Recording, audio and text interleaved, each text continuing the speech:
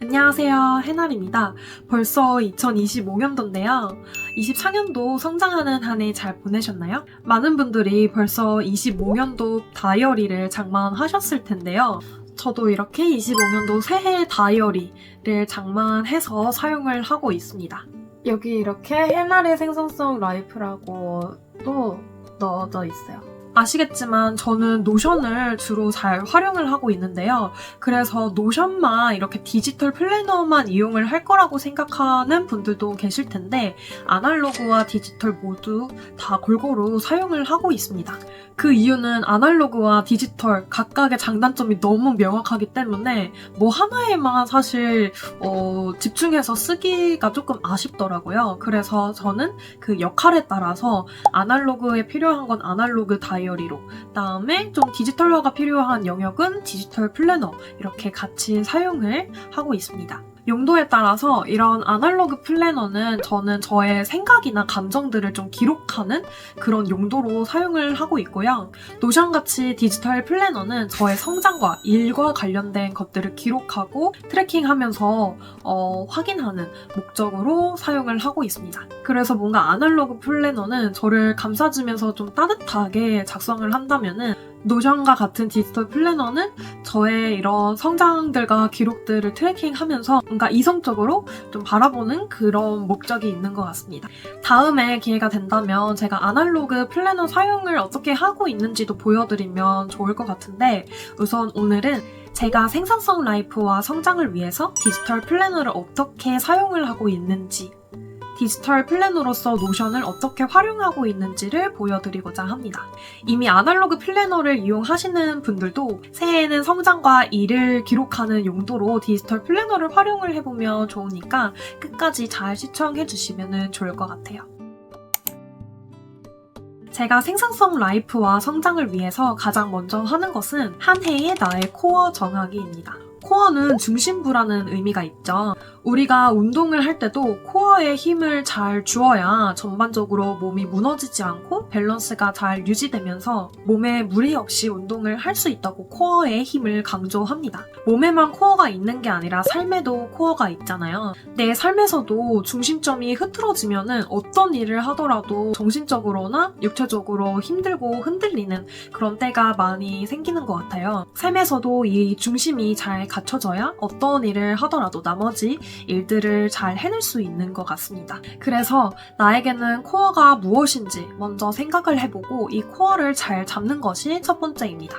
삶의 코어는 크게 5가지로 정해볼 수 있을 텐데요. 관계, 커리어, 사회공헌, 배움과 성장, 건강. 이 5가지 모두 삶에서 중요한 영역들이지만 사람마다 중요하게 생각하는 가치가 다르듯 사람마다 각 영역의 우선순위도 다르겠죠. 이 5가지 영역 모두 삶에서 중요한 영역이기 때문에 꼭 하나만 가져가지 않아도 괜찮습니다. 5가지 다 챙기기가 부담된다면 영역별로 올해에는 2~3가지에만 집중을 해도 괜찮고 혹은 5가지 모두 골고루 밸런스를 유지할 수도 있겠죠. 저는 최근 3년 동안은 몸과 마음의 건강, 커리어, 배움과 성장, 관계 이렇게 4가지 영역들에 집중을 해오고 있습니다. 이 4가지 코어는 저를 지탱을 해주는 힘이기 때문에 튼튼하게 유지를 하려고 노력을 하고 있어요.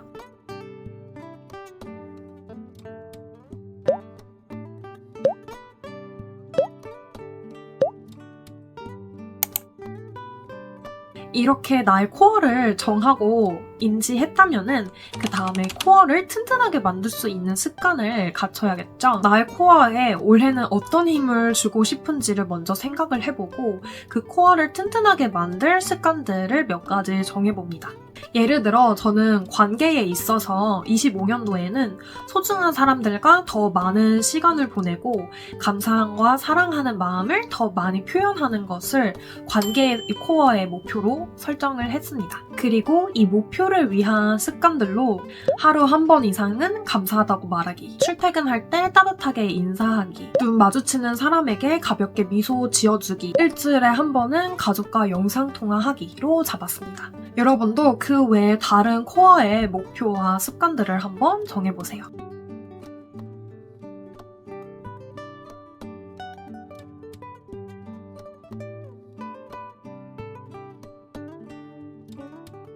코어는 다른 누구도 아닌 나의 삶의 핵심 영역이잖아요. 즉 코어를 위한 일은 나의 삶을 위한 일이죠. 회사나 개인적으로 해야 하는 업무, 의무적으로 처리해야 되는 일들이 아니라 이것과는 별개로 내가 스스로 설정한 것을 채워나가는 습관도 만들어야 한다고 생각을 해요. 물론 바쁘게 일을 하다 보면은 이런 나를 위한 일들을 놓치기가 정말 쉽죠. 저도 최근 1, 2년 동안은 회사 일이 너무 바쁘다 보니까 열심히 지내왔는데 막상 한 해를 회고해보니 회사를 위한 투두들만 가득하고 정작 나를 위한 투두는 없다는 걸 느꼈을 때 그때 딱 번아웃이 정말 세게 오더라고요. 그래서 그 이후로는 아무리 바빠도 나를 위한 일들은 절대 빼놓지 말자. 한두 개라도 꼭 나를 위한 일들을 하나씩 해내가자 라는 이제 생각을 하게 되면서 이렇게 저의 중심, 코어를 잡고 설정을 하게 되었습니다. 그 다음 세 번째로는 삶의 원동력을 만들어줄 목표도 정하는 것인데요. 방금 정한 습관들은 나의 삶의 코어를 위한 일이죠. 남이 시킨 일이 아니라 나 스스로 정한 나를 위한 일이지만 어쨌든 해야 하는 나와의 약속이기 때문에 가끔은 조금 벅차게 느껴질 수도 있습니다. 그래서 저는 삶의 재미와 원동력을 줄 수 있는 목표도 같이 정하고 있는데요. 목표라기보다는 위시리스트에 더 가까운 것 같아요. 버킷리스트나 만다라트를 활용해서 내가 하고 싶은 것들을 모두 다 자유롭게 적어봅니다. 이거는 남이나 나를 위해 뭔가 해야 한다는 강박에서 벗어나 진짜 내가 해보고 싶은 것들이기 때문에 남의 눈치를 볼 필요 없이 내가 마음이 끌리는 대로 리스트업을 하면 됩니다.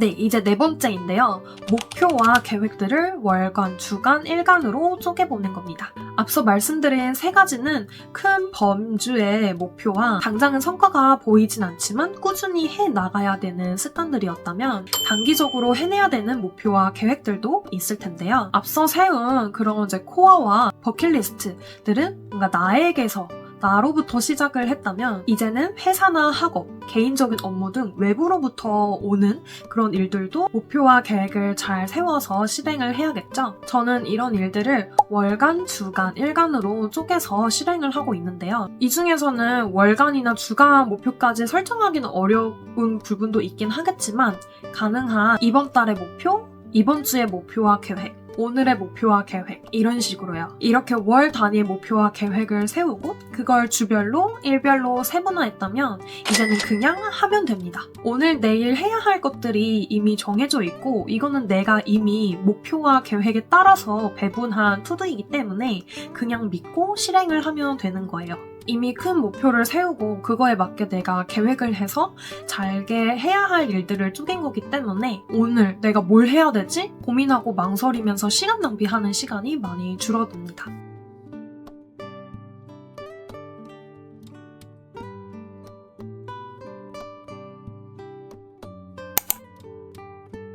마지막으로 다양한 분야의 독서를 하는 것도 매우 중요합니다. 물론 독서라는 것은 당연히 중요하고 강조하시는 분들도 많기 때문에 뻔하다고 느껴질 수도 있는 부분이긴 한데요. 결국 생산적이고 성장하는 삶을 살기 위해서 독서만큼 중요한 건 없더라고요. 물론 영상으로도 유튜브만 해도 무료로 좋은 콘텐츠들, 도움이 되는 영상 콘텐츠들이 많이 나오고도 있지만 사실 영상은 아무 생각 없이 편하게 보기가 가장 좋은 콘텐츠이잖아요. 그래서 저는 성장을 위한 목적이라면은 영상으로 같은 내용이 있다고 하더라도 최대한 책으로 보려고 합니다.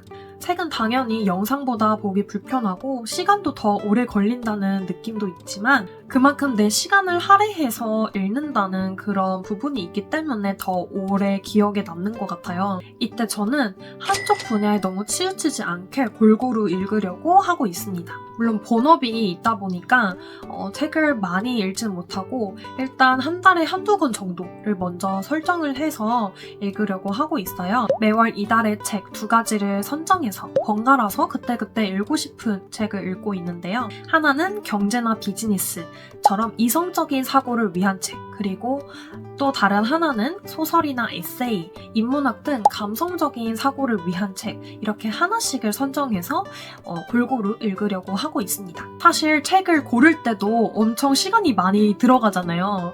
시간이 남아서 뭔가 책 읽고 싶은데 막상 뭘 읽어야 될지 결정이 나지 않으면 또 안 읽게 되기 때문에, 그래서 아예 저는 매월 이달의 책을 골라서 시간이 남으면 그냥 그것만 바로 아무 생각 없이 읽으려고 하고 있습니다.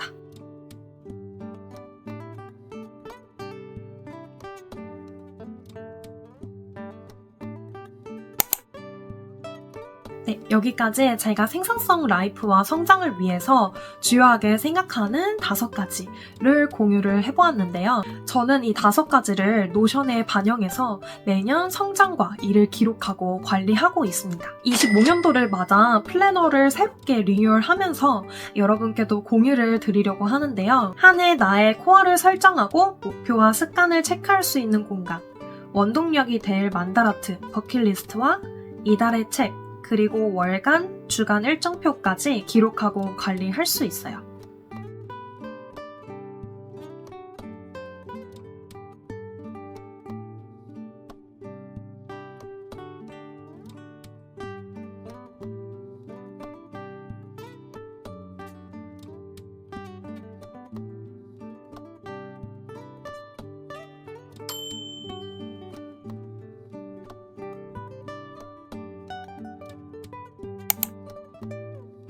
다섯 가지를 모두 관리할 수 있는 풀 버전은 아래 더보기 링크에서 구매를 하실 수 있고, 각 개별 페이지를 가볍게 이용해보고 싶은 분들은 무료 템플릿에서 심플 버전으로 무료로 이용을 해보실 수 있습니다. 제가 풀 버전 해날 생산성 플래너 이용하는 방법은 다음 영상에서 더 자세하게 공유 드리도록 할게요.